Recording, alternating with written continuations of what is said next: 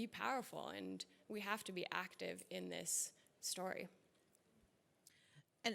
And just one more thing, I mean, kind of taking a veer off to our sister technology, to VR. Right now, the numbers are pretty sad in terms of women's engagement with VR. There's just I think it's like 90% of most VR users at home are men and 10% are women.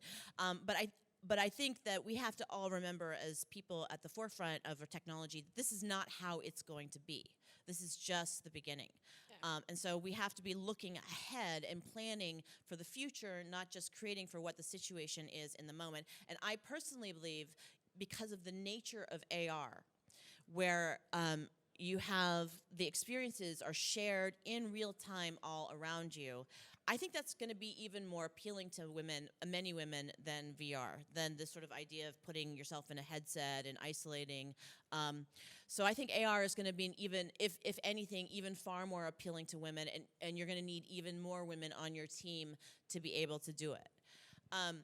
So on that note, I want to bring up kind of what becomes an issue, and I think a lot of women feel stymied or threatened by going into tech because they don't necessarily have a tech background. And so one of the sort of things that I want to point out to you here on this panel, all these three powerful women in the industries, I don't think any of us have a tech background. We bring skills to the table that are so valuable and that are missing, right? We know how to manage people. We know how to project manage. We know how to talk to customers. We know how to do sales. There are so many different things that we can bring to the table, and that's not even talking about application, right? If you're talking about a healthcare application and you're a doctor, if you're talking about a neuroscience, there's so many different things that we can bring to the table that aren't necessarily exactly the tech. And then you come and you learn the technology, which is honestly has been one of the greatest experiences of being here, is learning the technology. It has been a thrill from beginning to end.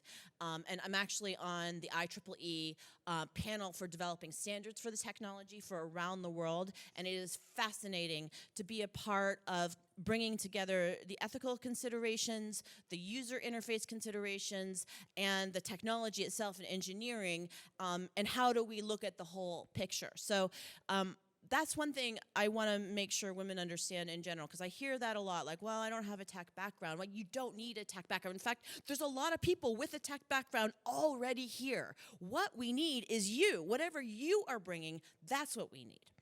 So... Yeah, no, you bring up a good point, because when I first got into technology, I'd already had a background in film, and I had been in medical school and done all these things, but I did not have a technology background, and I fell prey to the discussion is, oh, are you technical?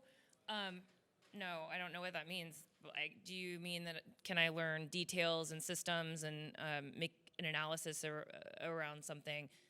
Yes, but do you mean, am I actually a software engineer? No.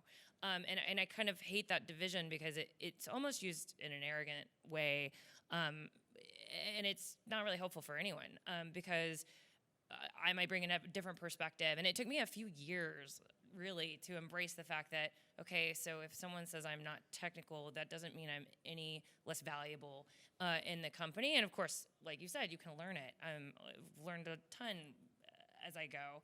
And so I think that's important if you are non-technical, to remember that, just not to be swayed by that, not to be deterred. Yeah, I have a background in biology and a master's in design, so I came to this field with a very unique perspective. But that said, anytime they're joining engineers or more convincing engineers to come solve this problem, I always used it as a benefit, saying, hey, I can think of it from this way, whereas you guys can think of it from the technical perspective. And that said, over the course of the 3 years of the company, I have started to build products. I built our last version of our app, and the more that you can, even though you're not technical, the more that you can get into the code and teach yourself the code, the better your teammates will, the better you'll work together in terms of language and just understanding each other, and the more that then they'll want to understand your perspective as well. So, yeah, don't ever be afraid to not have the technology background, but really dive into it. Yeah, if anything, I think the biggest the biggest challenge of not having a technical background isn't actually not having the technical background, it's a management issue. Because when you are a technical person, you tend to be very linear and you tend to have a very structured approach, and you tend to have a hard time understanding the larger holistic picture, right? Which is why they need you. But sometimes they don't know that they need you as much as you know that they need you. So, so that I think is actually more the problem than anything else when you're coming into tech and you're working with technology in general, is how do you bring this holistic view and integrate with the technical folks and the technology, and also make sure that you're connecting the dots from the technology to your customers, to the consumers, to the application that actually is effective.